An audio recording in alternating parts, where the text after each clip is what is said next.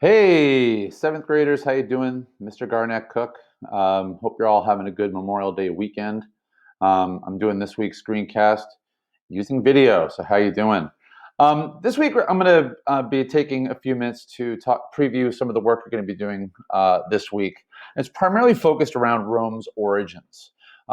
First, looking at some of the stories, the founding narratives of ancient Rome, and then looking a little bit more at what people think based on what's been found, how Rome was founded. I want to begin with a couple images here, a little bit about geography of Rome. I want to point out just a couple of things to you that are useful to know in terms of thinking about where civilization on the Italian peninsula begins and why. So this is a topographical map of Italy, and Rome is down here. On this map over here, you can see the Tiber River, Tiber, that flows southwest to what is known as the Tyrrhenian Sea, right here. And you can see Rome is right here, just a few miles inland from the coast. So if you were trading with Rome, you could sail in and sail up the Tiber River. If you look over here, a couple of things. Here is what is known as the Alps. This is a very imposing mountain range that in the ancient world served as a natural geographical barrier that protected the peninsula from invasion from the north. This is what is known as the Po River Valley in northern Italy today. This is a very important part of the Italian economy even today. These are the Apennine Mountains that run through central Italy. This is kind of the spine of the Italian peninsula, for lack of a better way to describe it. A lot of the early civilizations in Italy were on the west side of the Apennines, so this side, and this is where Rome is. And then going all the way south, on what is known as the Boot down here. A lot of the early civilizations were down here as well. And then we have the sea. So we got the Adriatic Sea on one side that separates the Italian peninsula from, Greece is over here. You have the Tyrrhenian Sea here. You got the Mediterranean down here. You got the islands here. You got the island of Corsica, the island of Sardinia. This is the island of Sicily, which you may remember was briefly mentioned when we learned about the Peloponnesian War. Down here is the coast of what is modern-day Tunisia. You can see that over here. And this is significant because at ancient times, around the time of the early growth of Rome, there was a city that was based right here in what is modern-day Tunisia, a city called Carthage. And Carthage, up until about the 3rd century BCE, was the most powerful city in the Western Mediterranean and Rome's chief rival for Western Mediterranean dominance. And we'll be getting to the story of what is known as the Punic Wars, the conflicts fought between Rome and Carthage, every bit as significant as the conflict between Athens and Sparta, if not more so in some important ways. So a little bit about the geography of the Italian peninsula. This week, you're going to be learning about a couple of the legends, the stories connected to Rome's origins. There are a number of popular stories, some of which were passed down through oral tradition by the Romans themselves and were later written down by Roman historians. One, which is a story some of you may have heard of before, is the story of a man named Aeneas. This comes from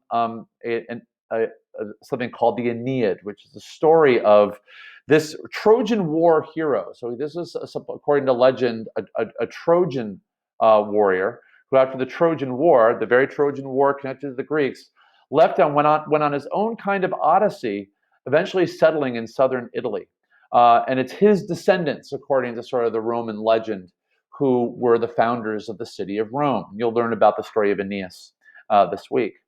Then there's probably the more well-known story, the story of Romulus and Remus. Romulus is the person for whom the city of Rome is named. And according to Roman legend, these were two brothers whose conflict led to the founding of Rome in 753 BCE. You will learn a little bit more of the story of Romulus and Remus this week. But what's interesting about this founding narrative is it's not necessarily a triumphant story. It's a story about two brothers who essentially went to war with one another. And the victory was one brother killing the other brother and then founding the city of Rome. So it's not necessarily a triumphal story. In many ways, it's kind of a dark story. Now, well, maybe we can come back to this a little bit more next week. But what's interesting about the story of Romulus and Remus is when it was written down and what was going on in Roman history at the time that the Roman historian Livy, who is credited with writing the story of Romulus and Remus, what was going on in Rome at the time of the writing of the Romulus and Remus legends. Kind of very interesting stuff. Maybe I'll come back to that in next week's podcast. This is a map of what the Italian peninsula looked like at the time of Rome's founding. So if you look on this map, you can see that Rome is a little speck here. So brief history, and you'll learn a little bit more about this this week with a couple of the assignments that you'll have the option of doing. It is believed that the Italian peninsula was settled sometime before about 1000 BCE by a group of people called the Italic people, who migrated south into Italy and began to settle in different places. So the Italic people are the people for whom Italy is named. Now, over time, people are going to form these kind of regional, you want to call them tribes, you want to call them sort of, ethnic groups that are going to form all across Italy. So you have, if you look really closely, you have this area here was founded by what is called the Etruscan people. You've got Latin people. You've got Greek people, right? There are Greeks who settled along southern Italy at a certain point. But the ones we're going to be focusing on this week, it's because they are the ones who are given the most credit for the founding of the city of Rome and its early growth, were these people known as the Etruscans.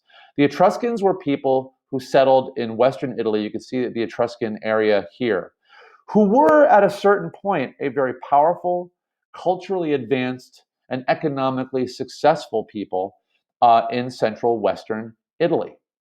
The city of Rome was believed to have been founded primarily by Etruscans.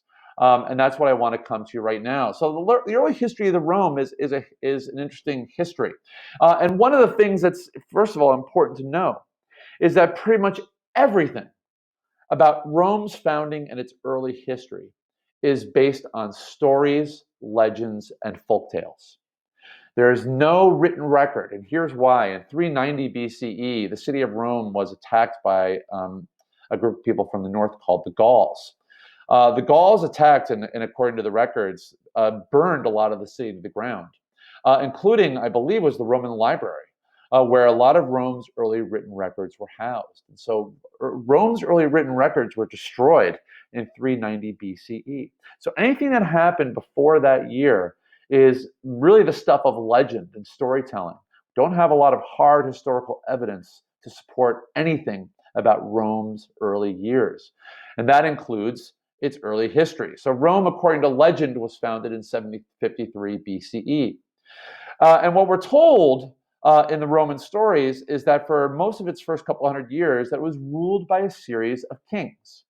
That Rome was a monarchy. That there were a series of kings. They call them the 7 kings of Rome that ruled over Rome over the course of its 200 years. Most of these kings were Etruscan kings, and we'll come back to the Etruscans in just a second. Around 509 BCE, the last Roman king was overthrown, and what was known as the Roman Republic was established. There's a really, really weird story connected to this, and it involves a story of a violent sexual assault. In Roman legend, it's called the rape of Lucretia. We're told that Lucretia was a Roman woman who was attacked and raped by the son of the last of the 7 kings of Rome, and that the public was so outraged by this and by the fact that this son was not brought to justice that they essentially organized a rebellion, overthrew the last king of Rome, and established the Roman Republic. And that is something we'll come back to next week, the early years of the Roman Republic. A little bit more about the Etruscans. So the Etruscans were the people who dominated Rome for most of its first couple hundred years. This is generally supported through the archaeological record. So you can see again the Etruscan region is here. The city that was sort of, for lack of a better word, the capital of the Etruscan people is the city of Veii, which is right here on the western side of the Tiber River. But it's important to point out the Etruscans never had one central government, which may have been a factor that ultimately contributed to the downfall of Etruscan civilization. Anyway, these were the people who ruled central Italy before the founding of the city of Rome. And we are told that they were the ones who actually established the city. Little is known of the origins of Etruscan people. What they have found in central Italy are tombs, primarily, kind of like in Egypt. A lot of what we know about the Etruscans comes from stuff that was taken from their tombs. A lot of art, things like that, that give you some insight into who the Etruscans were and how they lived their lives. And you'll learn a little bit more about the Etruscans yourself this week. According to legend, as I said before, some of Rome's early kings were Etruscans. And Etruscan civilization is essentially gone from the Italian peninsula by about the 3rd century of the Common Era. It's where the Etruscans effectively disappear from the historical record. What happened to them? Well, the most likely explanation is that Etruscan civilization just got absorbed into the growth of Rome, and Etruscans became Romans. And so it wasn't like there was a huge war between Rome and the Etruscans that the Romans won. There were regional conflicts in central Italy in Rome's early history, that many of which Rome won. But the Etruscans kind of died out as an independent civilization as Rome grew and eventually took over the entire Italian peninsula.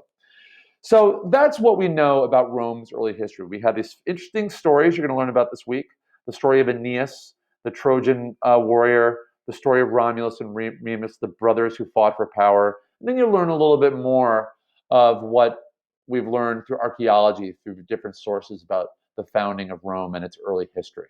So anyway, I'll stop there. I hope you enjoy learning about this stuff. Next week, we're going to learn a little bit more about the Roman Republic.